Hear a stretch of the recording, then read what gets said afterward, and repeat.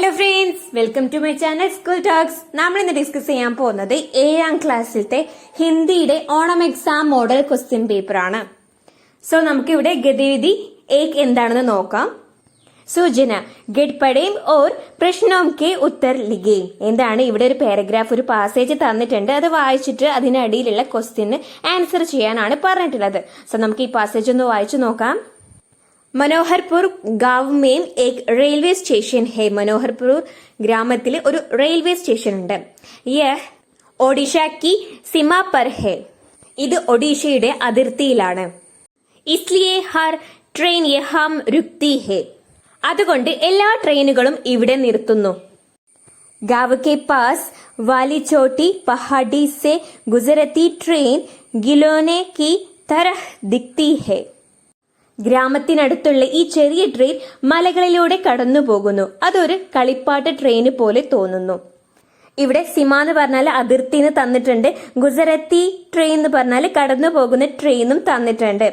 അപ്പൊ ഇതിലത്തെ question and answers നമുക്ക് ഡിസ്കസ് ചെയ്യാം. ഫസ്റ്റ് ക്വസ്റ്റ്യൻ ആണ്, മനോഹർപൂർ റെയിൽവേ സ്റ്റേഷൻ കഹാം ഹെ. മനോഹർപൂർ റെയിൽവേ സ്റ്റേഷൻ എവിടെയാണ്? ഓപ്ഷൻസ് തന്നിട്ടുണ്ട്. ओडिशा के बाहर, ओडिशा की सीमा पर, ओडिशा में, इनमें कोई नहीं. അതായത് ഓപ്ഷൻ എ ഒഡീഷയ്ക്ക് പുറത്താണ്, ഓപ്ഷൻ ബി ഒഡീഷയുടെ അതിർത്തിയിലാണ്, ഓപ്ഷൻ സി ഒഡീഷയിലാണ്, ഓപ്ഷൻ ഡി ഇവയിലൊന്നുമല്ല. നമുക്ക് പാരഗ്രാഫിൽ ഓൾറെഡി തന്നിട്ടുണ്ട് ഒഡീഷാക്കി സിമാപ്പർ എന്ന്. അപ്പൊ ആൻസർ വരുന്നത് ഒഡീഷാക്കി സിമാപ്പർ എന്നാണ്, ഒഡീഷയുടെ അതിർത്തിയിലാണ്. മനോഹർപൂർ മേം ഹർ ട്രെയിൻ രുക്തി ഹെ ക്യോ. മനോഹർപൂരിൽ എല്ലാ ട്രെയിനുകളും എന്തുകൊണ്ടാണ് നിർത്തുന്നത്? ഇവിടെ തന്നിട്ടുള്ള ഓപ്ഷൻസ് എന്തൊക്കെയാണ്?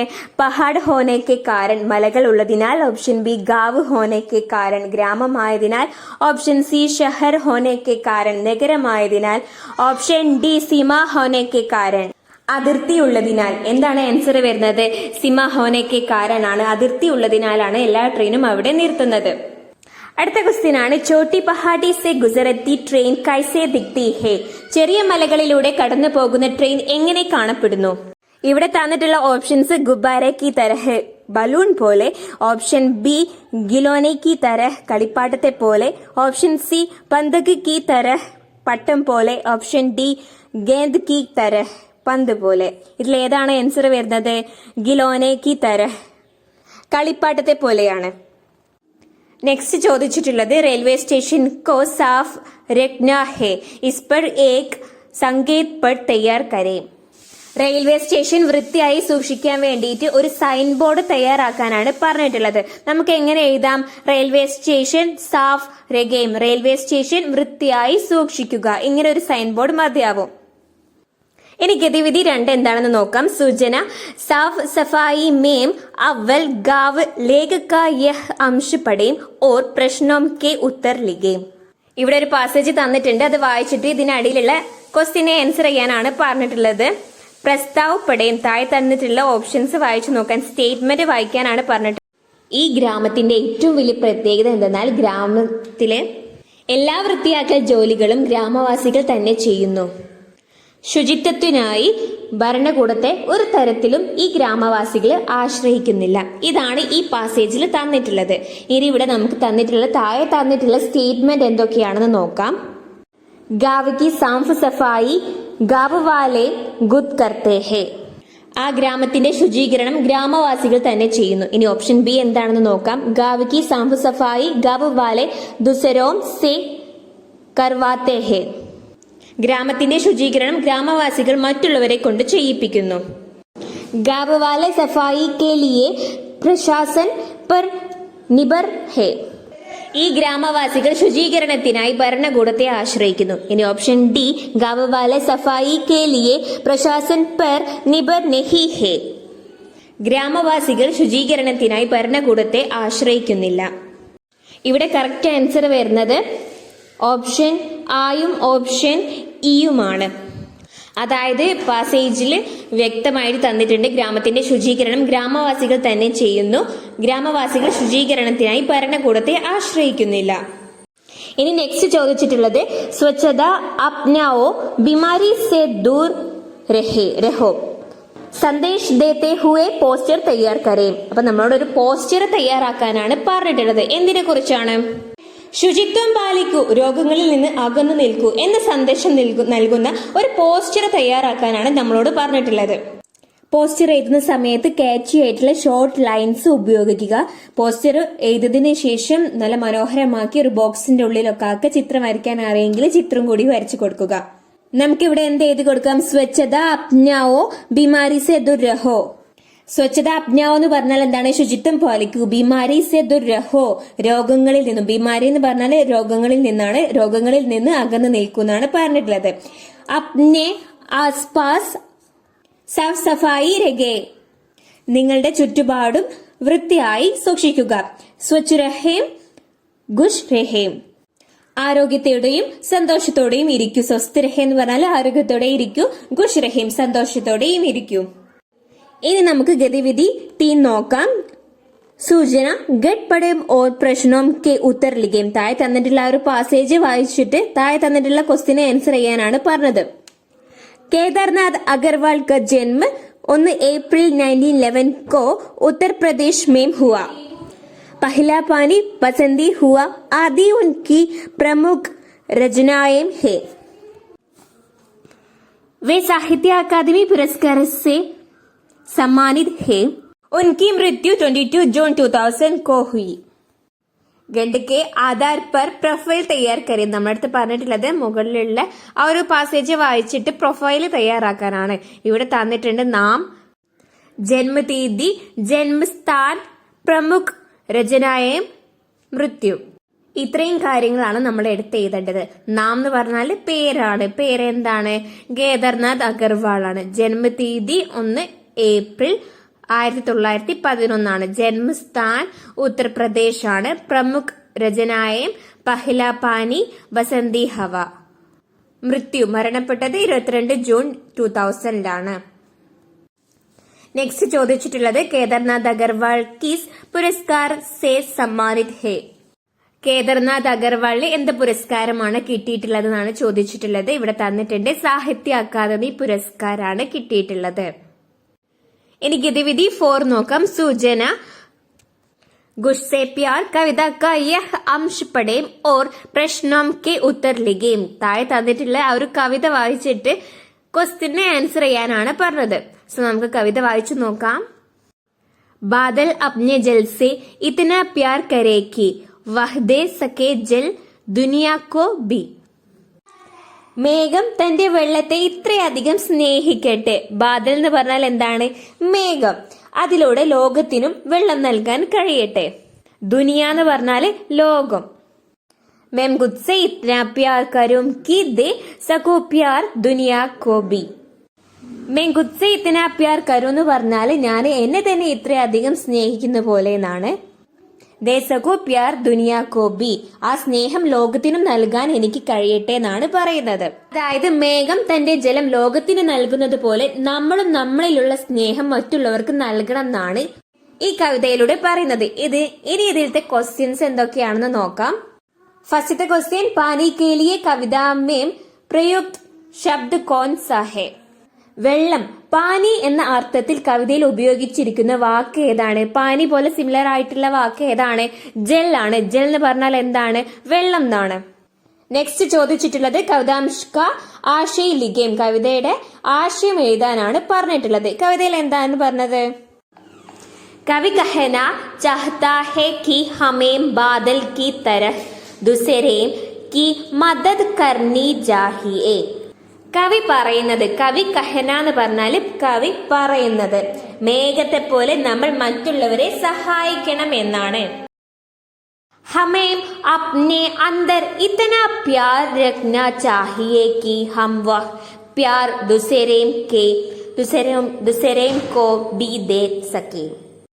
നമ്മുടെ ഉള്ളിൽ മറ്റുള്ളവർക്കും നൽകാൻ കഴിയുന്നത്ര സ്നേഹമുണ്ടായിരിക്കണം. നമ്മളും മറ്റുള്ളവരെ സ്നേഹിക്കണം എന്നാണ് ഈ കവിതയിൽ പറയുന്നത്. അടുത്ത ക്വസ്റ്റ്യൻ ആണ് സൂചന യഹ് ഗർത്തി ഹെ ഉസ് കിസാൻ കി. കവിത കാ യഹ് അംശ് പഠേം ഓർ പ്രശ്നോം കെ ഉത്തർ ലിഖേം. താഴെ തന്നിട്ടുള്ള ഒരു കവിതയുടെ വരി വായിച്ചു നോക്കാനാണ് പറഞ്ഞിട്ടുള്ളത്. അതിനുശേഷം താഴെ തന്നിട്ടുള്ള ക്വസ്റ്റ്യനെ ആൻസർ ചെയ്യാനോ.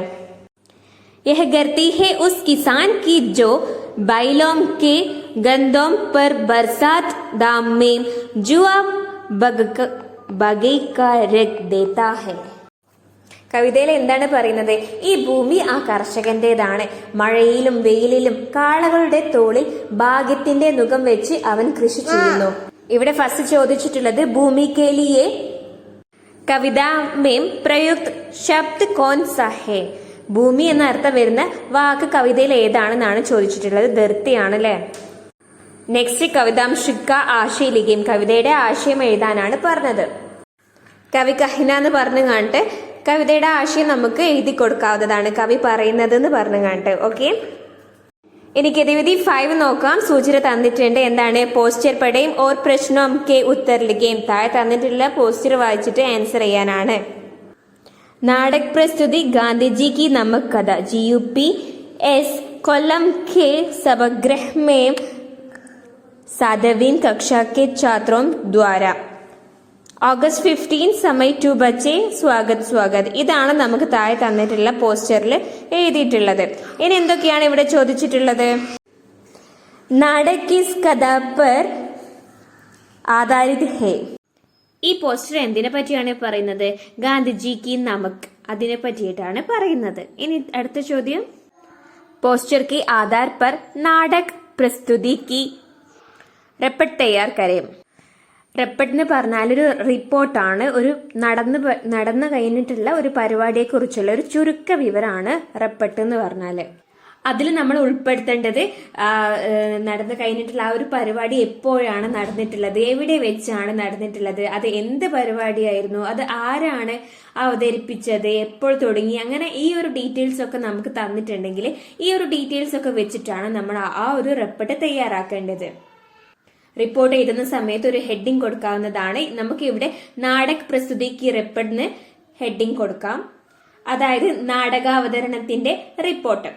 15 अगस्त को GUPS कोल्लम के सभागृह में 7वीं कक्षा के छात्रों ने गांधी जी की नमक कथा नामक नाटक प्रस्तुत किया. नाटक 2 बजे शुरू हुआ. छात्रों ने नाटक बहुत अच्छे से प्रस्तुत किया. इस कार्यक्रम में सभी का स्वागत किया गया. ഓഗസ്റ്റ് 15 GUPS കൊല്ലത്തിന്റെ ഓഡിറ്റോറിയത്തിൽ 7ാം ക്ലാസ് വിദ്യാർത്ഥികൾ ഗാന്ധിജിയുടെ ഉപ്പിന്റെ കഥ എന്ന നാടകം അവതരിപ്പിച്ചു. നാടകം 2 മണിക്ക് ആരംഭിച്ചു. വിദ്യാർത്ഥികൾ നാടകം വളരെ നന്നായി അവതരിപ്പിച്ചു. ഈ പരിപാടിയിലേക്ക് എല്ലാവരെയും സ്വാഗതം ചെയ്തു. അടുത്ത ക്വസ്റ്റ്യൻ എന്താണെന്ന് നോക്കാം. സൂചന തന്നിട്ടുണ്ട്. ഗാന്ധിജിനെ ഗുദ് നമക് ബനാകർ അംഗ്രേസോं का कानून तोड़ा. इससे संबंधित घटनाएं पढ़ा. ഗാന്ധിജി സ്വയം ഉപ്പുണ്ടാക്കി ഇംഗ്ലീഷുകാരുടെ നിയമം ലംഘിച്ചു. ഇതുമായി ബന്ധപ്പെട്ട സംഭവങ്ങൾ വായിക്കുക. താഴെ കുറച്ച് സംഭവങ്ങൾ തന്നിട്ടുണ്ട്, അതൊന്ന് നമുക്ക് വായിച്ചു നോക്കാം. അംഗ്രേസോं का नमक पर ടാക്സ് ലഗാന. ഇംഗ്ലീഷുകാര് ഉപ്പിന് നികുതി ഏർപ്പെടുത്തി. ഉപ്പിന്റെ ഹിന്ദി എന്താണ്? നമക്കാണ് കേട്ടോ. ടാക്സ് ലഗാനെ സെ നമക് കാ മഹംഗ ഹോന. നികുതി ഏർപ്പെടുത്തിയതോടെ ഉപ്പിന് വില കൂടി. അംഗ്രേസോ ദ്വാര ലോഗോ കോ നമക് ബനാനെ സെ രോക്ന. ഇംഗ്ലീഷുകാര് ജനങ്ങളെ ഉപ്പ് ഉണ്ടാക്കുന്നതിൽ നിന്ന് തടഞ്ഞു. സാദിയോം കെ സാത്ത് ഗാന്ധിജി കാ നമക് ബനാന. ഗാന്ധിജി കൂട്ടുകാരോടൊപ്പം ഉപ്പുണ്ടാക്കി. അംഗ്രേസോം കാ കാല കാനൂൻ തോഡ്ന. ഇംഗ്ലീഷുകാരുടെ കറുത്ത നിയമം ലംഘിച്ചു. ഇനി നമ്മളടുത്ത് ചോദിച്ചിട്ടുള്ളത് നമുക്ക് മഹംഗ് ഹോനെ കാ കാരൺ ക്യാ ഹേ. ഉപ്പിന് വില കൂടാനുള്ള കാരണം എന്താണ്? അംഗ്രേസോ ദ്വാര നമക് പർ ടാക്സ് ലഗാനെ കെ കാരൺ നമക് മഹംഗ് ഹോ ഗയ. ഇംഗ്ലീഷുകാർ ഉപ്പിന് നികുതി ഏർപ്പെടുത്തിയതിനാലാണ് ഉപ്പിന് വില കൂടിയത്. നെക്സ്റ്റ് നമ്മളടുത്ത് ചോദിച്ചിട്ടുള്ളത് ഗാന്ധിജിനെ നമക് ബനാക്കർ അംഗ്രേസോं का काला कानून तोड़ा. इस ഗഡ്ഞാക്കി റപ്പട്ട് തയ്യാർ കരേൻ. ഗാന്ധിജി ഉപ്പുണ്ടാക്കി ഇംഗ്ലീഷുകാരുടെ കറുത്ത നിയമം ലംഘിച്ചു. ഈ സംഭവത്തിന്റെ ഒരു റിപ്പോർട്ട് തയ്യാറാക്കാനാണ് പറഞ്ഞിട്ടുള്ളത്. അപ്പൊ റിപ്പോർട്ട് എന്ന് പറയുന്ന സമയത്ത് ഒരു ചുരുക്ക രൂപമാണ് നമ്മൾ ഉണ്ടാക്കേണ്ടത്. ഈ സംഭവത്തിന്റെ ഒരു ചുരുക്കമാണ് നമ്മൾ എഴുതി കൊടുക്കേണ്ടത്. ഫസ്റ്റ് നമുക്ക് ഹെഡിങ് കൊടുക്കണം. നമുക്ക് എന്ത് ഹെഡിങ് കൊടുക്കാം? നമക് ഖാനൂൻ തോഡ്നെ കി റിപ്പോർട്ട്. ഉപ്പ് നിയമം ലംഘിച്ചതിന്റെ റിപ്പോർട്ട് എന്ന് ഹെഡിങ് കൊടുക്കാം. ഗാന്ധിജി ने अपने साथियों के साथ नमक बनाया. ഗാന്ധിജി കൂട്ടുകാരോടൊപ്പം ഉപ്പുണ്ടാക്കി. अंग्रेजों ने नमक पर टैक्स लगाया था और लोगों को नमक बनाने से रोका था. ഇംഗ്ലീഷുകാർ ഉപ്പിന് നികുതി ഏർപ്പെടുത്തിയിരുന്നു. ജനങ്ങളെ ഉപ്പ് ഉണ്ടാക്കുന്നതിൽ നിന്ന് അവർ തടഞ്ഞിരുന്നു. इसके लिए गांधी ने नमक बनाकर अंग्रेजों का काला कानून तोड़ा.